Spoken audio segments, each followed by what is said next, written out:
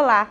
Saúde nutricional das mulheres é o tema do Vitalidade de hoje. Nosso bate-papo será com a nutricionista Cláudia Pereira. Ela é especialista em comportamento alimentar e coach cognitivo comportamental. Além disso, Cláudia atua em nutrição clínica com foco em emagrecimento voltado para a reeducação alimentar. Tudo bem, Cláudia? Seja muito bem-vinda, então, aqui no estúdio da TV Câmara, no mês das mulheres, falando sobre a saúde das mulheres. Oi, Tati, tudo bem? É um prazer estar aqui, ainda mais no mês de março, né? Poder colaborar com a saúde das mulheres. Aqui na Câmara a gente está desenvolvendo uma série de entrevistas, também temos aqui a Procuradoria Especial da Mulher, né? Então está sendo bastante trabalhado a situação da mulher em seus diversos âmbitos. E hoje, então, aqui no nosso programa, gostaria de te perguntar como está a saúde da mulher brasileira. Tati, olhando pelo um cenário geral, né, hoje no Brasil, mais de 60% da população, né, feminina está com sobrepeso e 30% da população feminina está com obesidade. Então a gente pode ver, né, que nesse cenário a nível Brasil a gente está com a nossa saúde nutricional bem comprometida. E essa é uma realidade que vem se intensificando após a pandemia de 2020 ou antes os índices já eram assim? Já eram assim, né? Esse número, na verdade, ele é da pesquisa de 2019 do IBGE. Então, depois, né, que veio o Covid, o IBGE ainda não atualizou os dados, mas pelo que a gente já consegue perceber e experiência, trazendo a experiência do consultório para cá, com certeza, numa próxima pesquisa, esse índice vai ser maior ainda, né? Então, com a pandemia, a gente vê isso esse crescimento muito desproporcional. Como a mulher pode saber se ela está com a sua saúde nutricional, assim, em termos de massa muscular, né, gordura em dia, ou se ela já está com sobrepeso ou mesmo em obesidade? Tá, a gente tem duas formas de avaliar isso. A primeira, que é a mais conhecida, que é através do IMC, né, o índice de massa corpórea. Aí o IMC a gente pega o peso e divide, né, pela altura ao quadrado e ele dá os valores. Então, se esse número der acima de 25, ela está com sobrepeso, e acima de 30, obesidade. Mas ele é um número, assim, muito vasto, então a gente não consegue ter certeza de que eu estou com sobrepeso ou obesidade. Também tem outra forma de avaliar, que é através do percentual de gordura. Então, na literatura científica, recomenda que para a mulher a gente fique com um percentual de gordura de 20 a 25%. Acima disso já é considerado com risco, né, para a saúde, principalmente cardiovascular. E a gente só consegue avaliar isso através de balança de bioimpedância ou através de um profissional habilitado, né, que saiba fazer a aferição correta das dobras. Mas também, Tati, eu gosto de avaliar outros parâmetros, né? Como que a mulher em casa consegue saber se ela está saudável ou não? Primeira coisa, como é que está a tua disposição em casa? Tu consegue acordar bem, né, para fazer as tuas atividades? Tu tem ânimo no teu dia a dia? Segundo, como é que está o teu sono? Tá conseguindo dormir bem? Tu sente que tu acorda descansada? Né? Terceiro, a saúde intestinal é muito importante. Então, hoje a gente fala que a nossa saúde intestinal é o nosso segundo cérebro. Então, eu preciso olhar com carinho para o meu intestino, né? Se ele não está funcionando, alguma coisa tem. E terceiro, como é que está o nosso emocional? Eu estou muito estressada, preocupada, eu ando muito desligada, eu não consigo me concentrar, a memória está fraca. Então, já são alguns sinais de alerta, que alguma coisa não está legal. Falando um pouquinho, então, sobre a realidade das mulheres que você atende aqui no seu consultório aqui de Novo Hamburgo. A principal busca é pelo emagrecimento? Sim, total, total. Elas vêm buscando o emagrecimento. Eu tenho um público bem dividido, tá? A gente tem um público que ele vem buscando o emagrecimento e tem um público que ele vem buscando emagrecer, mas porque ele quer melhorar a alimentação da família. Então, já vem muito com essa pegada de reeducação alimentar, né? Eu tenho algumas pacientes que me procuram porque elas querem cuidar da alimentação da criança. E a gente sabe que hoje a alimentação da criança ela é um reflexo da alimentação dos pais, né? Então, a gente tem esses dois termos, mas sempre vem o emagrecimento, né? E é muito engraçado porque, às vezes, elas percebem que elas estão acima do peso quando elas se pesam e tomam um susto. Ou quando elas vão colocar uma roupa e a roupa não serve mais. Ou quando vai no médico e o médico assusta, os exames estão alterados. E aí tem que buscar um profissional. Então elas chegam muito assustadas, né? Do tipo, Nutri, já fiz inúmeras dietas, eu tô aqui de novo, né? E agora, o que eu vou fazer? Mas o emagrecimento, ele sempre vem com uma grande procura. Por que a expressão dietas engordam e o perigo das dietas restritivas? Tati, a palavra dieta, na verdade, ela significa o nosso hábito alimentar, o que eu como. Por exemplo, eu tenho minha dieta, tu tem a tua, né? Só que popularmente a palavra dieta vem associada com restrição. né? Então, o que acontece, tá? Digamos que eu tenho um padrão alimentar hoje, como carboidrato, como doce, aí eu decidi que eu quero emagrecer. Aí eu vou fazer uma dieta dessas bem conhecidas, tipo uma cetogênica, uma low carb, e eu corto esses alimentos da minha vida. Então, eu vou durar 1, 2, 3 semanas. E aí, depois disso, eu vou emagrecer, eu vou ficar feliz porque a dieta funcionou, só que eu vou voltar ao meu hábito antigo, porque na verdade eu não mudei minha reeducação alimentar, eu não mudei os meus comportamentos. O que vai acontecer? Eu vou ter um reganho de peso. E na próxima tentativa vai ficar muito mais difícil eu emagrecer. Então as dietas, né, elas engordam por causa disso. Então elas emagrecem a curto prazo, mas a longo prazo elas te fazem inclusive recuperar o peso que tu perdeu e ainda ganhar mais peso, né? Então quando a gente olha, eu vou fazer uma dieta e ela está muito fora do que eu como hoje, ela não vai funcionar. Ela vai funcionar por aquele período de tempo, mas depois eu vou engordar tudo de novo. Então, pensando a longo prazo, pensando em saúde, não faz sentido a gente passar por grandes sacrifícios agora e depois recuperar tudo de novo. Porque a gente vê na internet, por exemplo, dieta do ovo, dieta da sopa, dieta que corta totalmente o carboidrato e tem várias opções, assim, ensinando a fazer alimentos sem glúten, né? O glúten é um vilão mesmo na alimentação? Não. A gente fala que o glúten, ele é o vilão para quem tem intolerância ou alergia, né? Mas para quem não tem problema, né? A gente comer, claro, tem pessoas que ficam mais sensíveis, o intestino mais sensível ao glúten, né? Porque ele é uma proteína de difícil absorção. Mas tudo certo, se não apresenta nenhum desconforto por causa do glúten, dá pra comer normal. Mas sabe o que é muito engraçado, Tati, né? Por que as pessoas procuram tanto essas dietas, né? Pelo imediatismo. A gente, quando cai a ficha que a gente tá acima do peso e quer emagrecer, a gente quer emagrecer pra quando? Pra ontem. Né? Então, às vezes as pacientes chegam no meu consultório e eu falo assim, tá, tudo bem, tu quer perder 10 quilos, mas a gente vai levar no mínimo 6 meses. Elas me olham assim, nossa, Nutri, não, eu queria tipo em 20 dias, nem 30 dias. E aí que tá o perigo, porque a gente quer as coisas pra ontem, né? E esse imediatismo faz com que a gente vá atrás dessas dietas muito restritivas para ter um resultado rápido e satisfatório. Porque é aquilo, né, Tati? Se eu tô mudando os meus hábitos e eu não tô vendo resultado, eu vou desistir. Eu pergunto, tá, mas tu tentou por quanto tempo? Aí 10 dias, fiquei 10 dias lá comendo um monte de legume e fruta. Mas há quanto tempo a gente tá com esse peso? Há quanto tempo a gente carrega esse peso, a gente vem ganhando peso? Como é que a gente quer que o corpo emagreça em 10, 15 dias, né? E aí não funciona. Então, assim, a gente já sabe que não funciona, na verdade, porque quem já tentou dieta sabe que voltou a engordar depois. É muito raro a gente ter casos de pessoas que fizeram uma cetogênica e permaneceram com o peso e voltaram ao hábito alimentar, né? Elas entram, Tati, também como estratégia alimentar. Daqui a um tempo, tu tá super bem, né, com teus comportamentos, tem uma relação muito boa com a comida, fala, bah, eu ainda preciso emagrecer mais um pouquinho. Nutricionalmente, a gente precisa entrar com uma estratégia, mas aí é diferente. Porque tu já tem uma boa relação com a comida, tu já mudou os teus hábitos, tu entende que não é uma restrição, é só, né, um período ali para tu trazer o resultado que tu quer e tranquilo. O problema é quando a gente não começa pela mudança de hábitos, é quando a gente começa pela essa dieta mais agressiva. Aí ela não se sustenta. E a reeducação alimentar, no que ela está ancorada, assim? A reeducação alimentar, na verdade, ela é uma mudança de hábitos. Né? Então, o que eu me deparo mais no consultório hoje em dia? Falta de organização, né? As mulheres não têm tempo para nada e com a pandemia mudou muita coisa. Então, ou é o home office ou é o trabalho que está começando a voltar e a gente já estava acostumado com uma rotina antes. Então, as crianças que voltam para a escola agora, então tá tudo muito diferente, né? Então, a gente na reeducação alimentar, o que a gente faz? A gente organiza a casa, como eu chamo. A gente olha por um todo. Como é que está a organização, né? O que tu gosta de comer, então não faz sentido a gente pensar em emagrecimento e tirar os alimentos que a gente gosta. E aí a gente consegue incluir o doce, o chocolatinho, o carboidrato, né? Dentro de combinações que sejam estratégicas para o emagrecimento. A reeducação alimentar emagrece? Sim, mas não tão rápido quanto uma dieta restritiva.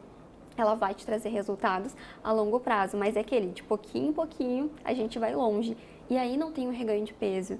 Porque a gente está comendo pão, a gente está comendo chocolate, a gente está comendo a pizza, a gente não está deixando de comer os alimentos que a gente gosta. É claro, né, como eu sempre falo, né, Tati, somos adultas e como pessoas adultas temos que fazer escolhas. Né? Então nem sempre a gente vai atender uma vontade. Às vezes a gente vai ter que falar, não, e ok, comi ontem, tá tudo certo, né? Mas o princípio da reeducação alimentar é entender que eu posso comer de tudo, mas não tudo. E a gente faz esse equilíbrio. na reeducação alimentar há um aprendizado assim sobre o corpo, quando que realmente a gente está com fome, quando tu está com vontade de comer aquele alimento, né? Mas não é fome propriamente dita. Eu trabalho muito isso no consultório. Vou te falar aqui como é que funciona, tá? A Tá. estratégia que eu faço lá. Eu sempre explico assim para as pacientes. Existem hoje 4 tipos de fome. Tem a fome física, tem a fome social, a gente tem a fome emocional e a gente tem a fome específica, que seria o desejo e a vontade. A fome física, a fome fisiológica, é aquela que a gente sente os sinais do corpo. É quando o estômago começa a roncar, sabe? O olfato fica mais aguçado, tu sente cheiro de comida de longe, tu pega o celular, tu só vê foto de comida, parece que só vem comida na tua frente, tu fica pesquisando a receita. Tem pessoas que têm dor de cabeça, né? Exato. E aí quando a gente não atende, né, esses níveis iniciais da fome, o corpo começa a mandar sinais mais fortes. A dor de cabeça, o mau humor, a tontura, a glicose pode baixar, então a gente pode ficar bem mal se não atende, né? E a fome fisiológica, Tati, a gente sana ela com qualquer alimento. Então, independente, não é, eu preciso de comer pão, arroz ou feijão, não é qualquer coisa, eu só preciso comer. Então, a gente sabe que é uma fome que o corpo precisa para repor os nutrientes, né? A fome social é aquela fome por conveniência, né? Por exemplo, eu estou no aniversário, às vezes eu não estou com fome, mas porque tem comida disponível, tem outras pessoas comendo, dá o gatilho de comer também, né? Eu trabalhei numa empresa há bastante tempo, que toda sexta-feira eles faziam café de confraternização. E era muito engraçado, porque eu saía de casa muito cedo e tomava café. Quando eu chegava na empresa na sexta-feira, eu não tinha fome, mas estava todo mundo comendo e eu comia. E aí, com o tempo, eu percebi que eu tomava 2 cafés da manhã. Só que não era fome, mas estava todo mundo comendo, então é aquela, né, fome por conveniência que a gente chama. A terceira fome é a fome emocional. E aí a gente tem... E essa parece ser mais difícil de lidar, né? A emocional, sim. Tanto que é um dos pilares que eu trabalho no consultório, porque na maioria das vezes a gente come uma emoção. Né? Então, é aquelas frases que a gente fala assim, ai, tô cansada, vou comer tal coisa. Ai, trabalhei tanto hoje, eu mereço comer tal coisa. Né? Tô ansiosa, vou comer. Tô preocupada, vou comer. Então, é quando, na verdade, a gente nem sabe direito o que o corpo tá mandando. E a gente vai no automático. A gente come para sanar uma emoção. E aí a gente tem 2 níveis de consciência. Tem as pessoas que não se percebem, elas não percebem quando elas comem, elas não percebem que elas estão comendo uma emoção. E já tem aquelas que conseguem perceber. Eu sei que estou ansiosa, mas é só a comida que vai resolver. Ou eu estou entediada. A pandemia aconteceu muito isso, Tati. E estou entediada, uma rotina nova em casa, o que eu vou fazer? Eu vou comer. Então, vou fazer uma coisa para cozinhar. Então, parece que tudo ficou em volta da comida e a comida assumiu muitos espaços que não é dela. Então, trabalhar o autoconhecimento e entender que antes de eu colocar alguma coisa na boca, por que eu vou comer? Será que eu preciso comer isso agora?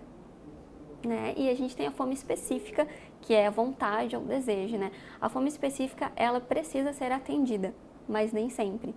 Porque se eu tenho muita vontade de comer batata frita o desejo, tu vai sempre saber o que é. Não vai ser, desejo de comer, sei lá, qualquer coisa. Não, ela vai ser muito específica, né? Desejo de comer batata frita e hoje é terça-feira. E aí, se tu deixar, vou comer a batata frita só no sábado. Vai chegar no sábado, tu vai comer uma montanha de batata frita com cheddar, com tudo que tem direito. Que parece, vou compensar, tô desde terça esperando. Então, talvez se tu atendesse a vontade da batata frita na terça, tu ia comer uma porção e ok, tudo certo. Agora, se eu tenho vontade de comer batata frita todos os dias, tem alguma coisa errada. Por que tá vindo essa vontade? Por que é todos os dias?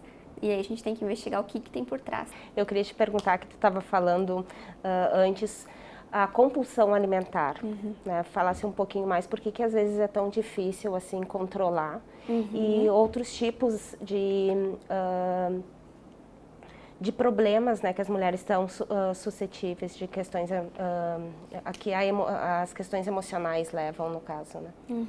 Então vamos só entender. A compulsão alimentar é quando a pessoa, né, enfim, come uma quantidade enorme de comida em um curto período de tempo, né? Que eu sentei, eu comi a caixa inteira de chocolate, né? Então isso a gente fala que podem ser episódios de compulsão alimentar, né? E tem algumas coisas, alguns gatilhos que acontecem para isso. Um gatilho muito importante que acontece, Tati, é restrição alimentar. São as famosas dietas, né? Por exemplo, eu vou fazer a dieta do líquido, eu fiquei 1 semana só tomando líquido, vai chegar no 8º dia, eu não vou aguentar mais e parece que eu vou comer tudo que eu não comi naquela semana. Então, ela vem muito dessa restrição, né? E aí, às vezes a gente pensa assim, eu tô comendo tudo isso porque emagrecer não é pra mim, porque eu não tenho foco, força e fé, né? Eu não tenho força de vontade, eu não vou conseguir mesmo, né? Eu nasci pra ser assim. E na verdade, não. É uma reação do corpo, uma restrição excessiva que ele está recebendo, né? Outra coisa que desencadeia a compulsão é o julgamento, medo do julgamento. E isso eu estou percebendo muito nos últimos dias, assim, nos atendimentos. Por exemplo, se eu tenho uma família que me critica por eu estar acima do peso, ou se eu tenho vergonha do meu peso, eu como escondido. E o comer escondido gera compulsão, né? Se eu vou comer uma barra de chocolate na frente de todo mundo, ou se eu tivesse uma relação boa com o chocolate, eu ia comer 4 pedacinhos. E num episódio de compulsão, não, eu vou comer o chocolate inteiro porque ninguém tá me vendo. Então eu vou comer escondido. Parece que naquele momento eu posso comer porque ninguém vai me julgar, né? Outra coisa que gera compulsão é essa cobrança da mídia pelo um corpo perfeito. A gente tem que ter a cintura fina, o bumbum mais largo e ter a barriga chapada. Parece que esse é o padrão real e quem não for assim tá errado, né? Mas aí a gente entende que existem vários biotipos diferentes, que não somos iguais e que tá tudo bem, e que não existe um padrão. Aquele é o padrão que vende, aquele é o padrão comercial, né? Mas por que o nosso padrão tem que ser assim? Por que a gente tem que ter o corpo da blogueira que malha e vive para isso, e vive em estética e tem Photoshop para deixar ela linda e maravilhosa? E não é a nossa realidade. E aí, quando a gente se começa a se comparar demais, é muito engraçado, porque em vez de vir o pensamento de eu preciso me cuidar, me alimentar melhor para eu me sentir bem com o meu corpo, a gente come. A gente come porque a gente está insatisfeita com o corpo. A gente come porque a gente não consegue ter o corpo que a gente quer. E muitas vezes a gente usa essa comida como punição. Então, quando esses episódios de compulsão eles começam a ser muito recorrentes, a gente tem que pensar assim, por que eu estou fazendo isso? Em que momentos esses episódios estão acontecendo comigo, né? Será que é um momento específico? Será que é com um alimento específico? Será que porque eu tenho vergonha de comer na frente dos outros? Será que eu estou me punindo por alguma coisa? Então, começar a pensar por que isso acontece? Por que eu estou fazendo isso? Então, é despertar esse autoconhecimento mesmo, né, Tati? E a gente tem também a bulimia, né, que é um transtorno alimentar. A gente tem a anorexia, que é um transtorno alimentar, né? Então, a anorexia é quando as pessoas querem tanto um corpo magro que elas não conseguem comer. Elas se privam de comer, elas se olham no espelho e se sentem que elas estão cada vez mais gordas. E na verdade não, na verdade pelo contrário, elas estão até com baixo peso, mas elas têm medo da comida. Então vai comer alguma coisa, conta caloria, sabe? Aquela pessoa assim que é neurótica por caloria. Então isso é um transtorno alimentar, né? E tem que ser tratado com nutricionista e psicólogo, né? Com terapia. A gente tem a bulimia, né? A bulimia, então, acontece os episódios de compulsão alimentar, só que diferente da compulsão, a bulimia vem com atos de compensação. Então, eu tenho esse episódio, eu como demais e depois eu vou compensar os que eu comi. Então, é forçar o vômito, tomam laxantes, tomam diuréticos, né? E a gente tem outro transtorno alimentar que ficou muito em alta com a pandemia, que é o comer noturno, que ele veio muito associado também com essa questão da insônia, né? Então, o pessoal com muita ansiedade, muito preocupado com o que vai ser amanhã, porque ninguém sabe, nem sabia, né? Hoje a gente tem mais noção, ninguém sabia o dia de amanhã. E aí, o que acontecia? Trocava o dia pela noite. E aí acontecia, né, o transtorno do comer noturno. Então, à noite comia calorias exageradas, durante o dia quase não comia porque não tinha fome, né? Então, isso vem acontecendo também. Então, independente do transtorno ou só o episódio de compulsão, a gente tem que voltar, sabe? Respirar fundo, assim, se conectar com o corpo e fazer o exercício do pensar. Por que eu tô fazendo isso? O que eu quero ganhar com isso? E aí a gente vai despertando esse autoconhecimento. Falando um pouquinho em relação às mulheres, né, e esse desejo que muitas têm pelo doce, especialmente pelo chocolate. Tô de TPM, vou comer um chocolate, né, só assim para melhorar meu humor. É difícil mesmo ou tudo é um aprendizado? É um aprendizado e é muito autoconhecimento, né? Eu costumo falar assim, Tati, todo excesso esconde uma falta. Se eu tô me excedendo no doce, o que é que tá faltando? Então, essa queixa do doce, ela é muito comum, eu recebo muito no consultório. E é muito legal quando vem, assim, essa queixa de, eu preciso doce, não consigo ficar sem o doce manda em mim. Peraí, mas o chocolate manda em ti? Você não é mais forte que o chocolate? Né? Então, a gente faz essas brincadeiras, mas o principal é a gente entender, assim, por que eu busco o chocolate? E muitas vezes, Tati, as mulheres buscam o chocolate como fonte de prazer. E aí, quando eu pergunto, assim, o que mais te dá prazer na vida? O que tu sente realizada? Elas não sabem responder. É muito difícil, né? Então a gente para pensar e pensa, poxa, o que me dá prazer? O que na verdade eu gosto de fazer? A gente não sabe, porque a gente está numa rotina tão frenética, tão automática, que a comida acaba sendo um prazer. E aí, como é que a gente lida isso na maioria dos casos? A gente começa colocando outras fontes de prazer na alimentação. A gente começa descobrindo outras coisas. Porque não tem problema a gente comer o doce, ele não é um vilão, né? Até parece contraditório uma nutricionista te falar que não que pode comer doce, mas ele não é o problema. O problema é a gente comer a caixa toda de bombom, o problema é a gente comer 1 litro de sorvete. O doce em excesso, assim como qualquer outro, né, alimento, ele vai ser um problema, ele vai te ajudar, né, a engordar, enfim, a não perder peso. Mas a gente precisa olhar com carinho. Que momentos do dia isso acontece? Se for só no período da TPM, tá tudo certo. É hormonal. A gente tem vontade mesmo do doce no período da TPM, porque a serotonina, que é o nosso hormônio do bem-estar, ela baixa muito no período da TPM. Então, com o doce, a gente vai ficar feliz, né? A gente vai ficar faceira, a gente come o doce, a gente fica bem, a gente fica alegre, tá tudo certo, né? Nada como um bom bolo de chocolate. E beleza, mas na TPM, o que mais pode acontecer? Então, na TPM eu gosto muito de conversar assim com os pacientes. Percebe que o teu ciclo menstrual não é igual. Cada mês tu vai ter uma característica diferente. Tem mês que tu vai estar mais irritada, tem mês que tu vai estar mais chorona, tem mês que tu vai querer conversar, tem mês que tu vai querer ficar muito introspectiva. E é normal, então começa a observar como tu tá e te acolhe. Né? Ah, eu não quero conversar com ninguém, tudo bem, conversa com as pessoas ao teu redor, fala como é que tu tá, né? Pede compreensão e tá tudo certo. E se der vontade de um chocolate, eu brinco que o chocolate na TPM não tem caloria, né? Então, na TPM pode, né? Não tem caloria, tá tudo certo.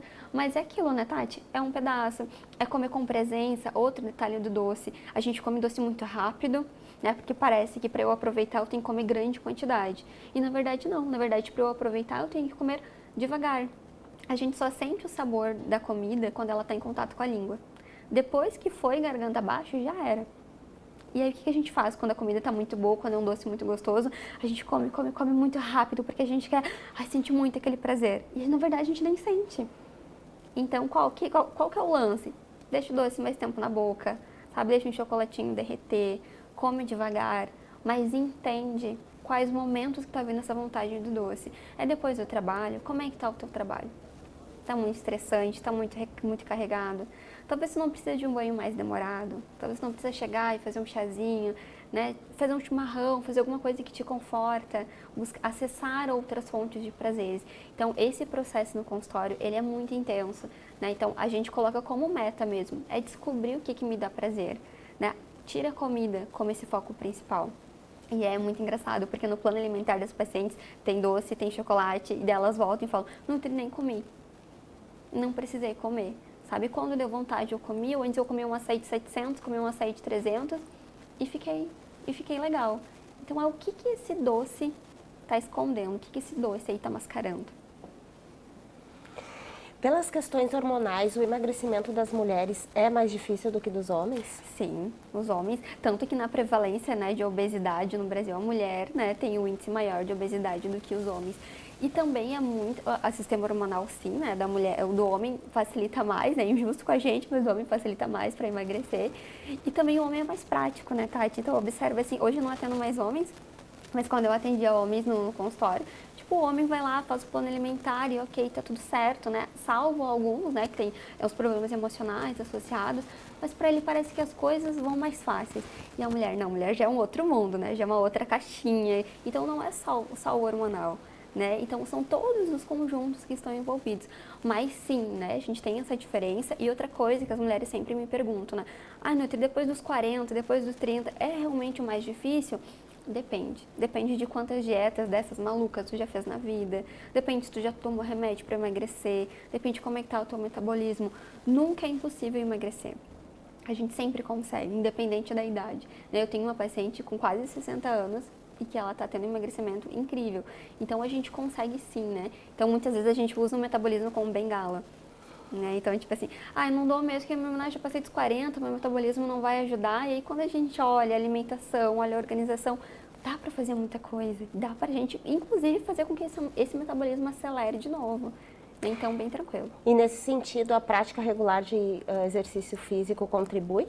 Contribui muito, né? Eu sempre falo que o melhor exercício é aquele que a gente gosta e consegue fazer por mais tempo. Mas a musculação é um exercício muito bom, né? Principalmente assim, quando a gente passou aí dos 35, 40, ou quando a gente tem que fazer, quero um emagrecimento é muito alto, tipo 10, 20 quilos. Aí é muito legal a gente associar a musculação, porque a gente emagrece e tem a tendência a ficar flácida, conforme a gente vai perdendo peso. E aí a gente não vai gostar do resultado. Então, quando a gente consegue associar um exercício físico, além de potencializar o emagrecimento, porque a gente queima mais caloria, né? Na musculação, quanto mais músculo a gente tem, menos camada de gordura a gente acumula, e também para a nossa saúde emocional. Então, o exercício libera serotonina, que é o hormônio do bem-estar, né? Então, a gente se sente bem quando a gente treina. O difícil, o que eu falo, é colocar o tênis e ir, né? É a parte mais difícil. Mas quando tu tá lá, tu tá fazendo a caminhada, excelente. Então, o exercício físico super colabora e não precisa ser assim, Tati, 8 vezes por semana. Se eu nunca fiz nada e eu fizer 20 minutos 3 vezes por semana, vai estar ótimo. Hoje em dia, e até com a função da pandemia, aumentou bastante os programas de exercícios, né, pela internet, compra pacotes, ou mesmo tem muita coisa no YouTube, e muitas pessoas acabam recorrendo a esse tipo de treino mais rápido, mas mais intenso, né, para não ficar parado e também para gerar resultado, né, ajudar. Super, tem programas com aplicativo muito legal, assim, que incentivam um treino, e cada dia um treino diferente, né. Tem academias, hoje está muito em alta também, né, o CrossFit, o Cross Trainer, então tem vários boxes aí, né, que também super ajudam, né, que são modalidades diferentes, mas a gente tem que se permitir experimentar. Né? Faz uma caminhada ao ar livre também. É ótimo, traz ótimo. resultado. Eu sempre falo assim, ó, aquilo que vai te colocar em movimento. Né? A yoga, então a yoga o pessoal está recorrendo bastante à yoga também, né? Bastante para esse equilíbrio mental, mas qualquer exercício, pensa, se eu não estou fazendo nada e eu fizer 3 vezes por semana 20 minutos, já vai dar um boom que o meu corpo precisa para começar a acordar o metabolismo, sabe? Então é excelente, caminha super junto com a alimentação. No processo de reeducação alimentar, qual a importância do planejamento diário ou semanal, assim, das refeições? E gostaria que você falasse também um pouquinho da questão das marmitas, que tem muita gente aderindo, trazendo para o trabalho, para acabar não recorrendo, assim, ao fast food ou uma comida mais calórica de uma lanchonete. A organização é 100% de garantia do sucesso, né? Porque quando a gente não está organizado ou a gente não come, a gente deixa para comer em casa e a gente vai com muita fome. Come em excesso. E com muita fome, tu não vai querer um sanduíche com salada, tu vai pedir, né, enfim, um lanche, alguma coisa, né, mais calórico e, né, mais saboroso, assim, entre aspas, né, tu vai querer uma saladinha, né, então a gente pensar isso, eu faço muito no consultório, né, a gente organiza a semana, que horários tu vai ter, tu consegue parar para fazer um lanche, que lanche a gente pode levar. Então, a gente pensar com antecedência. Eu tenho pacientes que montam cardápio da semana. Então, sexta-feira de manhã eu vou comer isso, no almoço isso, na janta isso. Funciona para algumas pessoas, para outras não. Tem aquelas pessoas que acordam, hoje estou com vontade de comer isso, eu vou comer. E tá tudo certo, a gente pensa nessa programação. Mas um passo para a gente começar, para a galera que está em casa também já começar esse movimento da alimentação saudável, olha para o teu dia. Tu consegue levar de casa? Perfeito. Leva a frutinha, pica a frutinha para tu fazer um lanche, né? Um lanche mais saudável, né? Marmita de almoço, se tu consegue levar de casa, excelente. Hoje a gente tem marmitas prontas também, né? Marmitas congeladas que dá para comprar, então não precisa estar fazendo. Se tem aonde esquentar, perfeito, né? O que a gente não pode é ficar refém do nada. Mas se eu tô refém do nada, eu vou comer qualquer coisa, um lanche, ou eu não vou comer, o que é pior ainda, né? Então pensa assim, ó, como é que eu posso organizar o meu dia para ele ficar mais efetivo para mim? Eu posso deixar as saladas já prontas na geladeira, deixar as frutinhas picadas. Eu sempre falo, compra uma mamão formosa, uma mamão grande, pica todo ele. Né? Então, tu vai ter fruta aí por uns 2, 3 refeições, né? Se o pessoal da família não atacar antes de ti, vai estar lá, né? E isso facilita, porque se tu olhar para uma mamão na fruteira, ele vai estar ali. Aí, no outro dia, ele vai estar ali de novo, né? Então, a gente pegar e descascar, a gente não faz, porque a nossa vida está muito corrida. Então, chega já no mercado, higieniza o que tem que higienizar, pica o que tu pode picar e faça com que essa alimentação trabalhe ao teu favor. A mesma coisa com salada e legumes. Não precisa comprar a feira toda. Escolhe umas 2, 3 cores de alimentos diferentes, pica, higieniza, deixa prontinho, né? Então, vou almoçar em casa, já tem a salada garantida. As proteínas, como a carne, o frango, dá para deixar uma carninha refogadinha e depois só fazer um molhinho. Dá para deixar um franguinho desfiado para usar como recheio de sanduíche, né? Então, a gente vai ter um trabalho maior. Sim, na reeducação alimentar a gente também tem que fazer algumas coisas diferentes para ter resultados diferentes, mas que isso vai facilitar o dia a dia. Então, tu vai ali dedicar umas 2 horas no teu domingo, por exemplo, para organizar frutas, legumes, saladas, mas a tua semana vai estar garantida. Então, eu sempre começo o processo, o ponto inicial é dessa forma. A gente organiza o que está funcionando para mim, para que o teu dia fique mais leve. Porque quando a alimentação ela começa a ser um problema, Tati, em vez de uma solução para o que tu quer, tu vai desistir. Quando ela é muito trabalhosa, sabe? Tem que fazer milhões de receitas, não vai funcionar. A gente tem que ser no direto, é o que funciona para cada um. Então a organização é 100% de sucesso garantido. Qual a tua opinião sobre o jejum intermitente?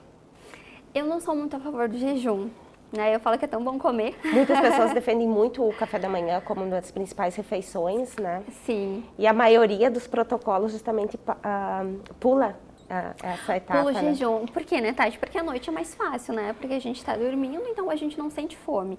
Então, tem pessoas que vão se adaptar super bem, né? Eu tenho uma paciente que ela não toma café da manhã, ela faz a última refeição às 8 horas da noite e ela só vai comer meio-dia, mas ela não consegue comer, ela só consegue tomar café. Se ela come, ela passa mal.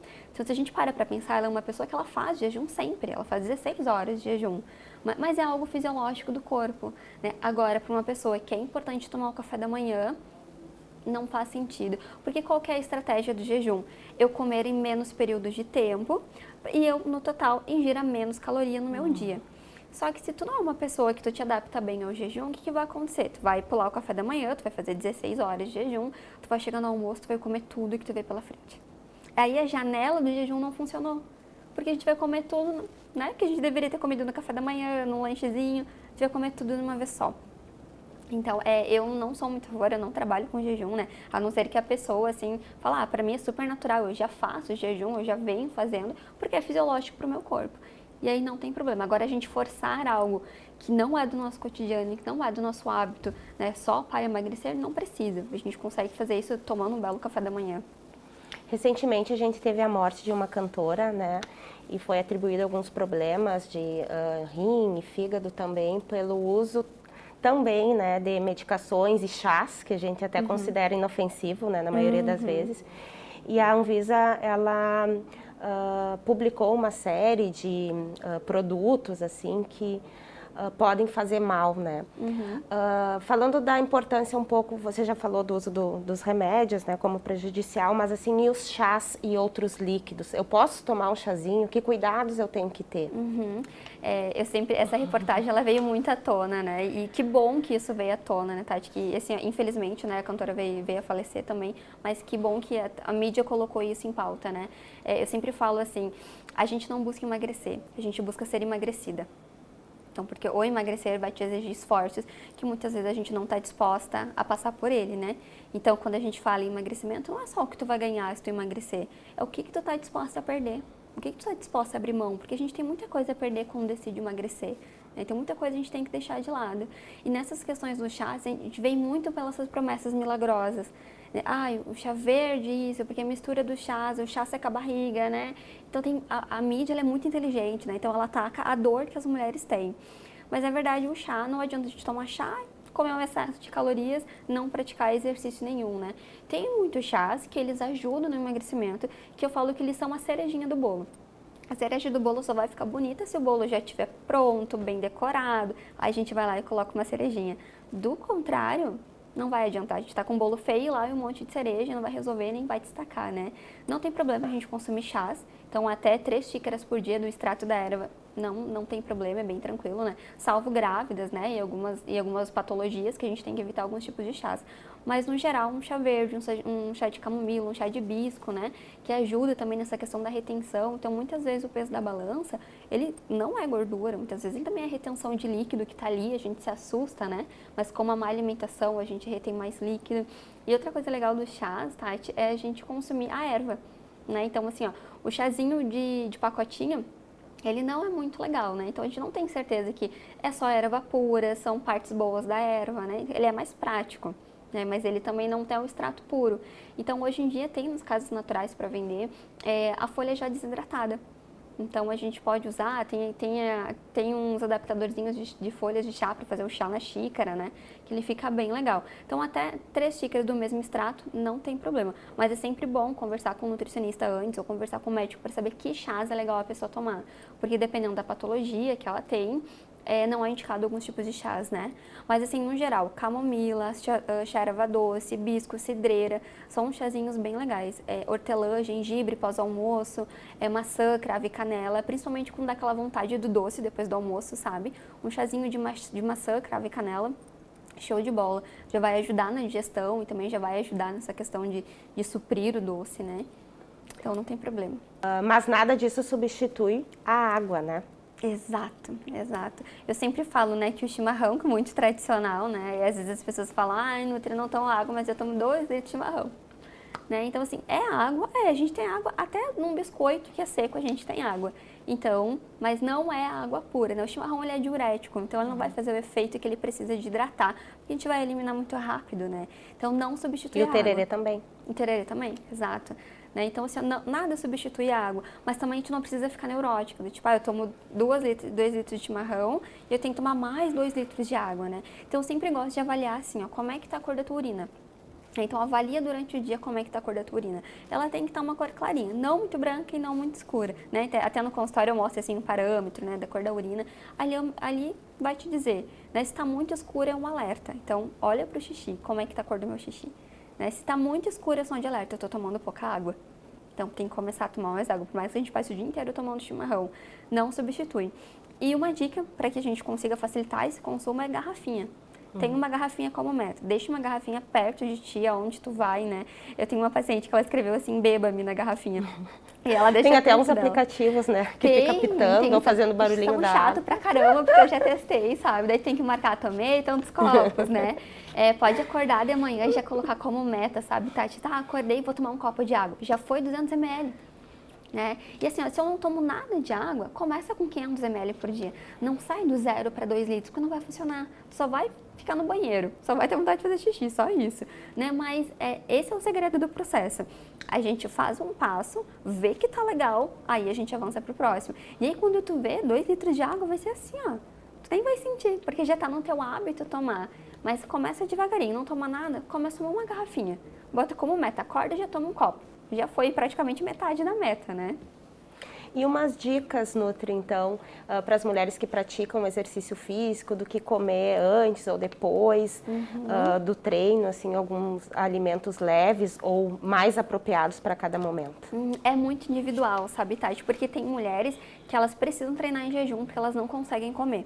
Tem outras que têm que comer. Por exemplo, eu posso entrar na academia comendo uma banana, que tá tudo certo. Tem gente que não, né? Então, assim, primeiro, como é que você se sente? Se tá tudo bem, né? Se você consegue comer alguma coisa, comer um alimento que seja fonte de carboidrato.